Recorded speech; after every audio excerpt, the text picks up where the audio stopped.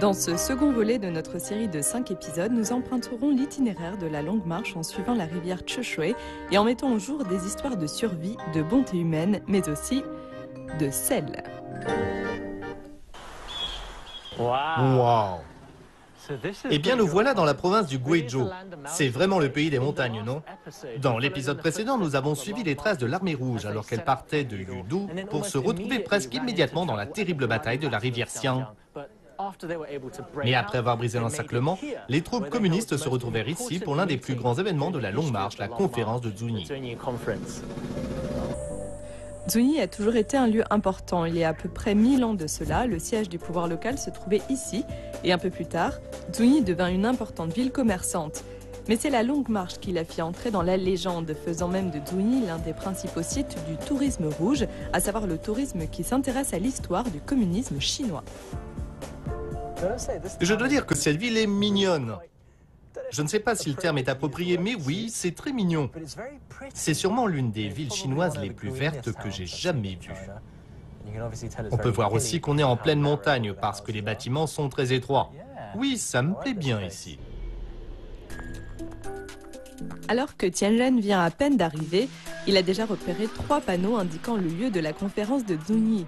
Chaque année, des millions de touristes viennent ici pour visiter cette demeure qui appartenait à un marchand et dans laquelle s'est tenue cette réunion qui a tout changé. C'est ici que les dirigeants analysèrent les problèmes de l'armée rouge depuis le début de la longue marche. Un changement de tactique s'imposait, mais aussi un changement au sein des instances dirigeantes. Cette salle de conférence était en fait une salle à manger. C'est ici que les 20 chefs communistes ont ouvert la conférence de Zunyi. J'aurais plutôt pensé à quelque chose de plus grand, de plus élaboré. Mais c'est pourtant cette réunion qui a décidé en gros de la direction qu'allait prendre la Chine moderne. Cela leur a pris 3 jours pour discuter de tous les détails. Et lors de cette conférence, c'est Mao qui a repris les rênes du pouvoir et qui décide en substance du destin de la longue marche. Tout ça avec juste ces 20 chaises.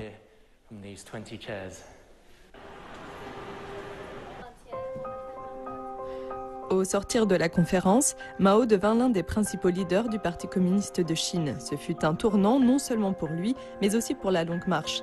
L'idée de Mao d'utiliser des tactiques de guérilla plutôt que de s'engager dans une guerre conventionnelle permit d'avoir le dessus sur le Kuomintang lors du passage de la rivière Cheshuai ainsi que dans les batailles ultérieures.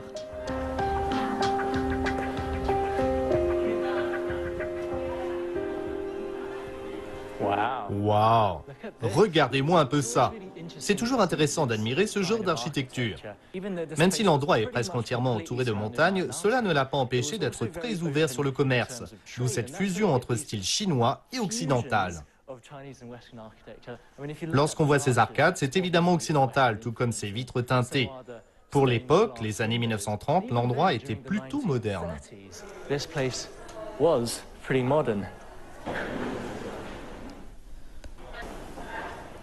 Juste à côté de cette demeure se trouve le gigantesque musée commémoratif dédié à la conférence de Zunyi, le plus grand de tous les musées de la longue marche. La très riche collection vous fera découvrir tout ce qui a trait à Zunyi et à la longue marche, que ce soit à travers des photos d'archives, des cartes interactives, des statues en cire ou encore des reconstitutions holographiques de la conférence. Tout ceci vous permettra d'apprendre, sinon de revivre les multiples rebondissements de la longue marche. Ceci est un panorama de Zunyi en 1928. C'est très beau. Durant la longue marche, Zunyi a été la plus grande ville prise par l'armée rouge. Et il y avait à l'époque 30 000 habitants. À Zunyi, les soldats de la longue marche eurent enfin un moment de répit. Sur ces murs sont exposés des objets laissés par la longue marche, des slogans que les soldats écrivaient sur les murs et les maisons devant lesquelles ils passaient. Est-ce qu'il y a eu des slogans sur toutes les maisons de Zunyi? Oui, l'armée rouge savait très bien communiquer leurs idées. Visiblement, chacun des soldats, un peu instruits, écrivait un slogan par jour, alors on peut leur pardonner une écriture pas toujours très soignée. On dit souvent que durant une guerre, la propagande est l'une des meilleures armes. Ici, vous avez un dessin qui se moque des soldats du Kuomintang. Là, c'est écrit « Et nationaliste, combien de fois par jour tes supérieurs te gueulent dessus ?» C'est marrant, non?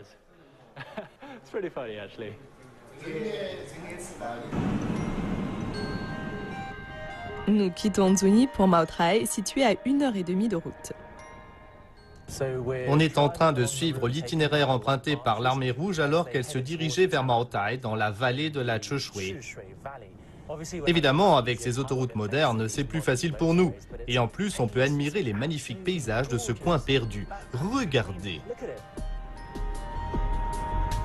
Après Zunyi, il fut décidé que la longue marche prendrait la route du nord vers la province du Sichuan et le meilleur moyen d'y parvenir était de suivre la rivière Cheshui jusqu'à un endroit où il serait possible de la traverser. Alors que les troupes descendaient la vallée, elles atteignirent le bourg de Mao Trai, ce qui, à l'instar de Zunyi, le fit entrer dans la légende. Eh bien, nous y voilà. La rivière Cheshui, c'était donc l'objectif de l'armée rouge. Ils voulaient traverser ici et c'est pour ça qu'ils sont venus à Mao Trai, un endroit connu en Chine pour son alcool. Alors quand les troupes communistes sont arrivées ici, les gens du coin les ont reçus avec de l'eau de vie genre 70% et ce n'était pas juste pour désinfecter les plaies. Mais quoi qu'il en soit, ça leur a remonté le moral. Qui pourrait les blâmer ? Pour ces soldats, le Mao Trai fut une véritable panacée.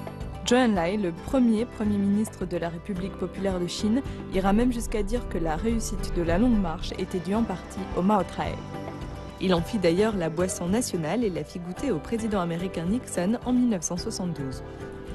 Bien que le bourg de Mao Trai produise en fait plusieurs types d'alcool, une seule marque domine le marché. Cette marque appelée justement Mao Trai décrocha plusieurs prix dont l'or à l'exposition universelle de 1915. C'est le même Mao Trai qu'on achète en magasin? Oui, c'est du 53%. Il a une robe légèrement dorée et translucide. Puis vous sentez, vous verrez que ça rappelle la sauce soja. Et là, vous goûtez. Le moment que je préfère. Dès que vous en avez avalé une gorgée, vous inhalez par la bouche et exhalez par le nez. Ce type d'alcool est très pur. Je crois que je fais pas comme il faut parce que là, j'ai l'impression d'être un poisson. D'abord, c'est un peu amer avec un parfum de sauce soja. Le goût est riche. Pas mal, en fait, c'est plutôt indescriptible. Autant le goûter par vous-même. C'est tout à la fois fort, intense et doux. On peut même percevoir le goût des grains qui ont permis de le faire. Magnifique. Le Mao Trai est un alcool distillé fait à partir de sorgho fermenté. Comme tout ce qui a du caractère, il y a ceux qui en raffolent et les autres. Beaucoup de mixologues étrangers ont essayé d'incorporer le Mao Trai dans leur cocktail, mais ça donne un bouquet trop fort, trop complexe. C'est pour ça qu'on a besoin d'autres arômes pour masquer son parfum sans pour autant l'étouffer.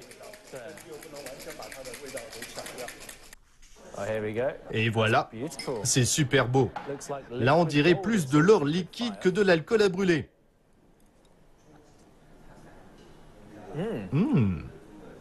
C'est très bon.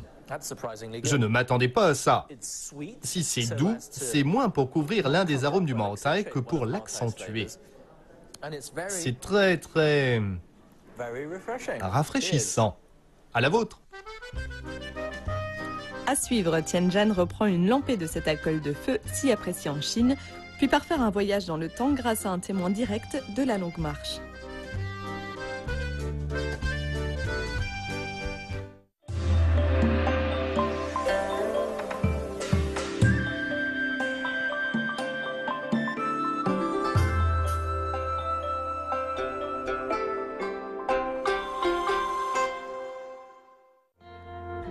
De retour en ville, Tianjan décide de jeter un coup d'œil aux distilleries de Mao Trai. Cet endroit est vraiment totalement tourné vers l'alcool. Où que vous alliez, l'air en est imprégné et on vend de l'alcool dans la moindre boutique. C'est le paradis des buveurs.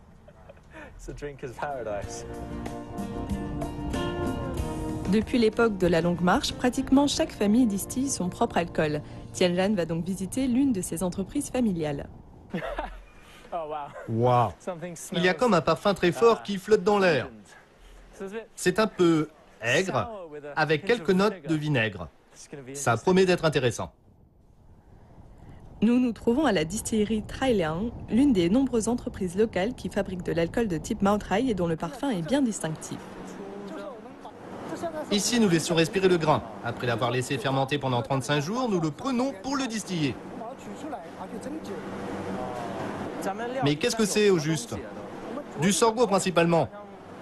Toutes les eaux de vie qui sentent la sauce soja sont faites avec du sorgho. Oui, l'alcool de sorgho est très parfumé. Et qu'est-ce que vous en faites après? On le fait chauffer dans le distillateur. Quand la vapeur commence à sortir des cuves, nous ajoutons le grain fermenté. Ce qu'on veut, c'est en sortir de l'alcool par évaporation. Cette étape est très importante. Si le grain est trop compact, la vapeur ne pourra pas s'échapper et la distillation ne pourra pas se faire. C'est pour ça qu'ils le répandent en saupoudrant. Oui, ça doit être répandu de manière légère et uniforme. Je peux toucher? Allez-y, mais attention, c'est chaud. Ça a une forte odeur d'alcool, non? Moi, on peut carrément se saouler juste en le reniflant.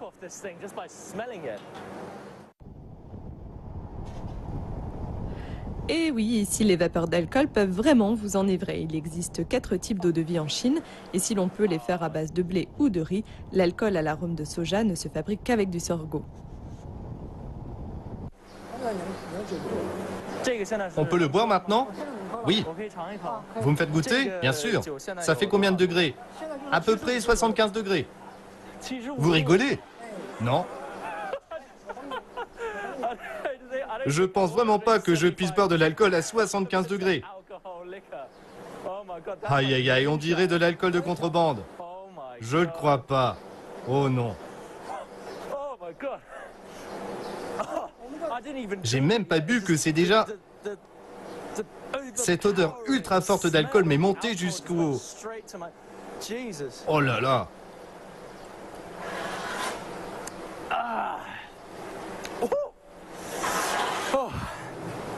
C'est très bon. Je trouve que c'est en train de me monter au cerveau là. Il y a une note de soja et ça sent la brioche, le malt. Wow, c'est vraiment du feu ce truc. J'ai carrément les boyaux en flammes. Je crois que je suis un peu pompette.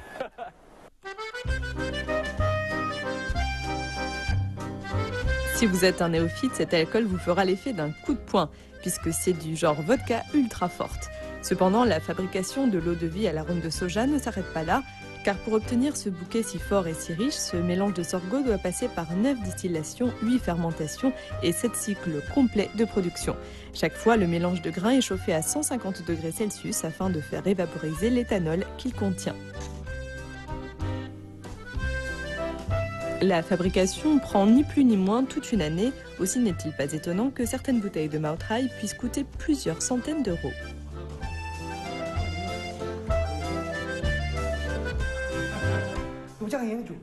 L'eau de vie à l'arôme de soja est appelée alcool à 7 cuvées.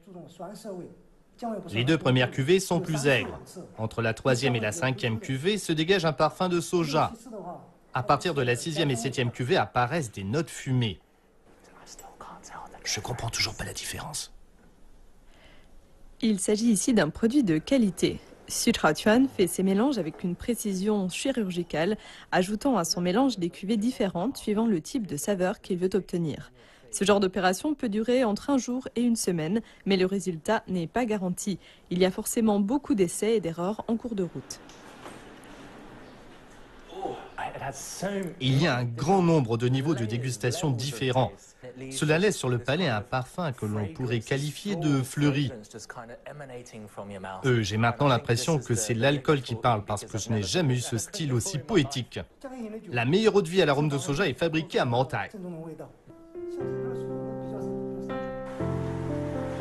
Bien que ça sente la vantardise à plein nez, le bourg de Maotai a tant de distilleries qu'il doit y avoir une part de vérité. Nous voilà en train de suivre la rivière Choushui et on peut voir des distilleries absolument partout. L'une des raisons, bien sûr, c'est qu'on ne permet à aucune usine de s'implanter en amont de Maotai. Mais la raison principale est en fait le climat. Un climat qui est humide parce qu'il n'y a pas de vent. Bref, des conditions idéales pour les bactéries et donc pour la fermentation. Bien sûr, l'eau est aussi très propre. Tout ça pour dire que ça donne un très bon alcool. Mais que vu la chaleur, les conditions de vie sont terribles. En suivant la rivière Cheshui, voilà que nous arrivons à Tucheng, juste là où l'armée rouge tenta de franchir le cours d'eau. Dans cette partie de la Chine enclavée et montagneuse, les rivières ont toujours été le meilleur moyen de se déplacer, d'où le fait que le moindre quai se trouvant le long par devenir un bourg. À Tucheng, la tradition continue sous la forme de marchés hebdomadaires.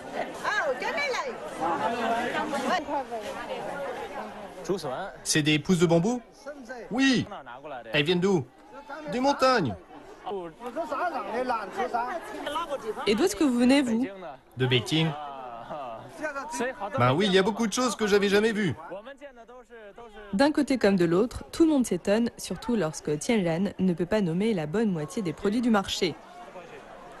En tout cas, vu toutes les huttes en bambou, il y a toujours des gens qui vivent des produits de la montagne. Dans le temps, on troquait le bambou pour le sel qui était acheminé par bateau de la province voisine du Sichuan, le Guizhou ne produisant pas le condiment en question.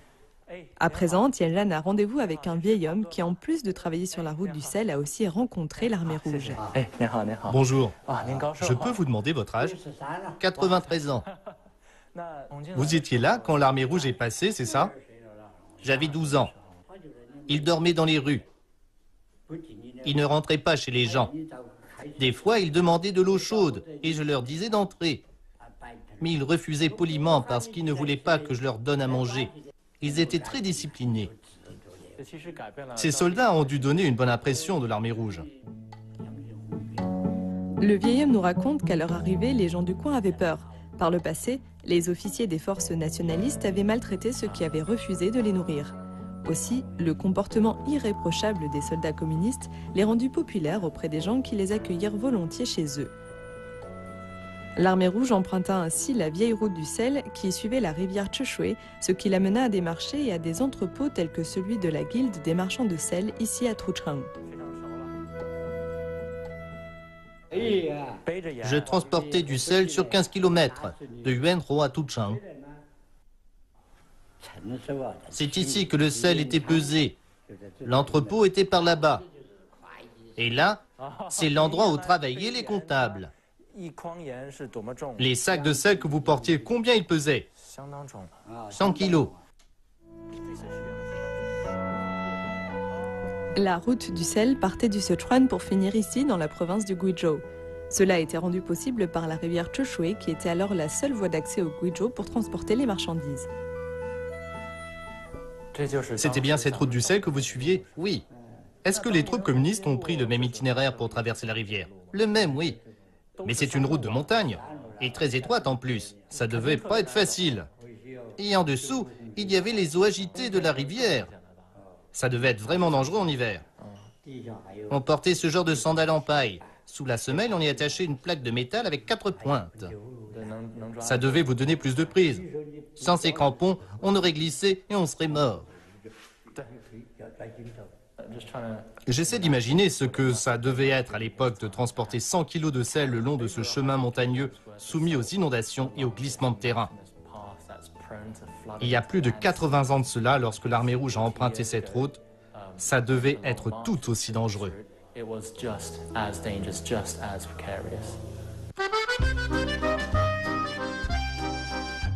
À suivre, Tianren découvre l'un des plus grands revers de la longue marche et s'extasie devant les merveilleuses propriétés du bambou.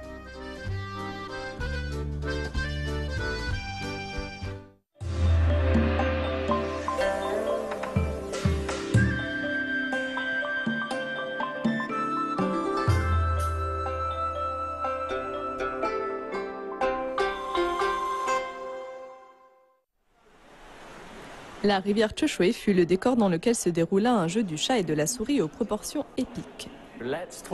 À présent, parlons stratégie. Ça m'a pris pas mal de temps pour y comprendre quelque chose, mais voilà en gros l'itinéraire de la longue marche.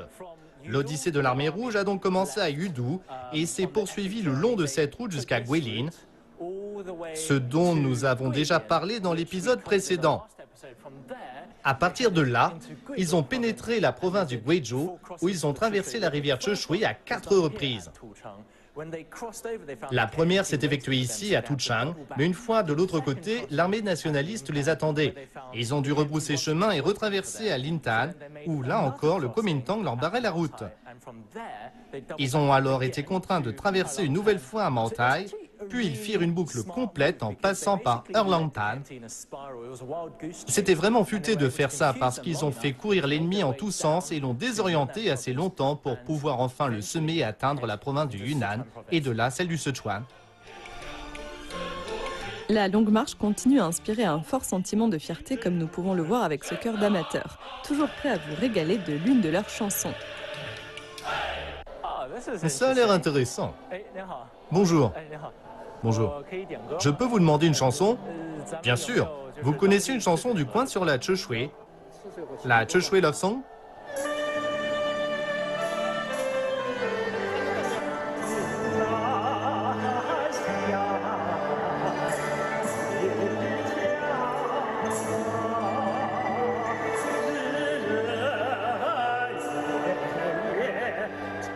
Voyager le long de la rivière Cheshui est devenu très tendance. Aujourd'hui, des autocars remplis de citadins viennent admirer la rivière aux eaux ocre et passent par des sites pittoresques pour prendre des photos.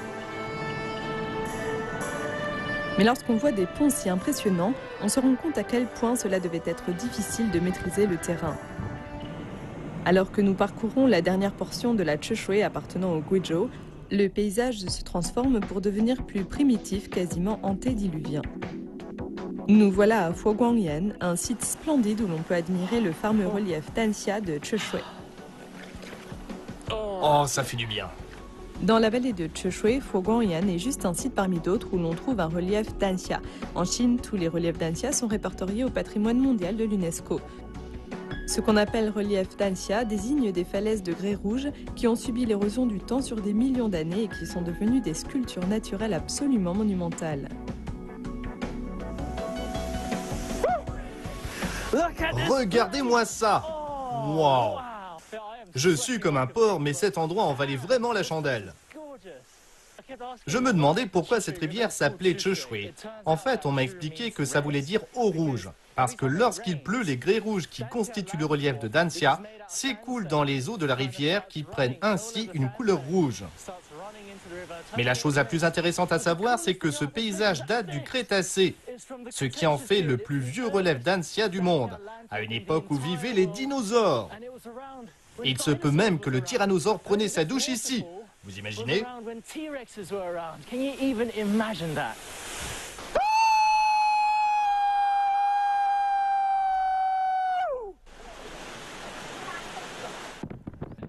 Oh oh, Tianren a l'air d'avoir perdu son sang-froid, mais alors que nous quittons les hauteurs, voilà qu'il se met à tomber des cordes.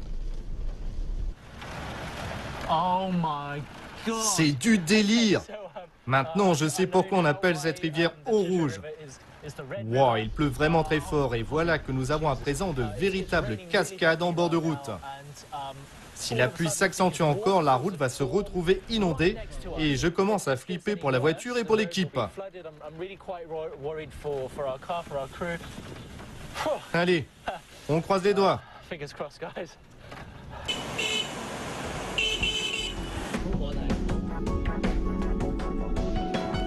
Tianren est impressionné. Il n'avait jamais vu de rivière en crue. Par chance, toute l'équipe a pu atteindre Datong avant que les routes ne soient fermées. Nous voilà donc arrivés à la dernière étape le long de la rivière Cheshui aujourd'hui, si agitée. J'avais déjà visité beaucoup de vieilles villes, mais ici, c'est autre chose. Regardez-moi un peu ces maisons comme elles sont vieilles. Elles sont encore habitées. Cet endroit a quelque chose d'onirique et Tianren a l'impression d'être dans un film fantastique. Ici, on pourrait littéralement tout photographier. Aussi, étant le seul touriste du moment, notre présentateur a de quoi se sentir heureux. En fait, Tianren a rendez-vous avec quelqu'un. Plus précisément avec une dame qui va lui faire découvrir un aspect du patrimoine culturel immatériel, le tressage de bambou. Évidemment, comme pratiquement tous les habitants de Datong vivent dans cette rue, ça ne devrait pas être très difficile de la rencontrer. En Chine, savoir tresser du bambou n'a vraiment rien de spécial, surtout quand on vit en montagne. Mais cette dame-là ne fait pas que dresser du bambou. Elle réalise en effet des œuvres picturales si élaborées que personne ne pourrait deviner qu'il s'agit de bambou. Qu'est-ce que vous tissez? C'est un poème de Mao Zedong intitulé La longue marche. Quelle finesse! Tianren n'en croit pas ses yeux. Ah, mais c'est horrible! Je prends vraiment sur moi pour rester ici parce que c'est comme gratter ses ongles contre un tableau. Aïe, aïe, aïe, aïe, aïe. Après cette séance de torture, le bambou fraîchement dépioté est découpé en bandes qui seront à leur tour réduites. Est-ce qu'il s'agit toujours de la même variété de bambou? Non, il y en a différents types. Dans la région, il existe plusieurs douzaines de variétés. On utilise le bambou tse parce qu'il est résistant avec des tiges longues et des fibres fines. Il nous faut un bambou ayant entre 1 et 2 ans d'âge, ni trop souple, ni trop rigide. Regardez un peu ça, c'est incroyable. Voilà un morceau de bambou d'épaisseur normale et voilà ce qu'on en a retiré. C'est déjà très fin, presque aussi fin qu'une mèche de cheveux. Mais voilà que de cette épaisseur, elle arrive encore à en faire 4. Ça peut encore se séparer en 4 lanières comme ceci.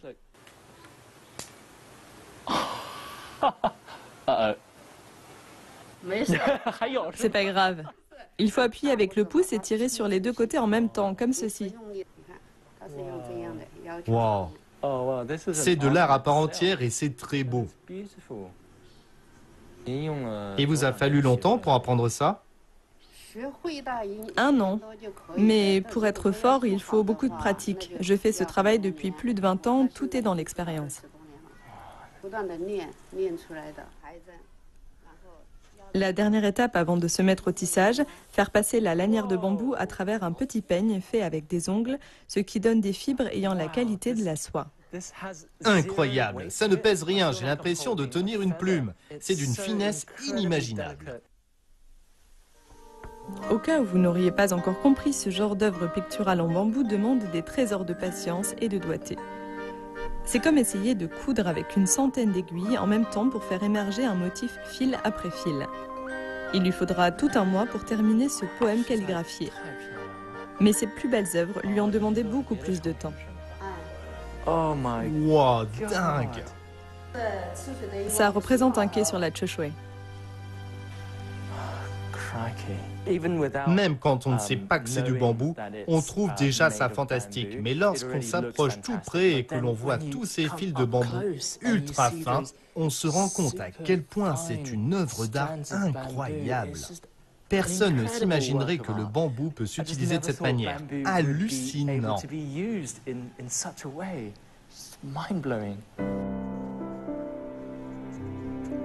Ça tombe vraiment bien que sa plus belle pièce représente la Choshwe, car cette rivière a déterminé le destin d'un grand nombre de villes et de villages de la région.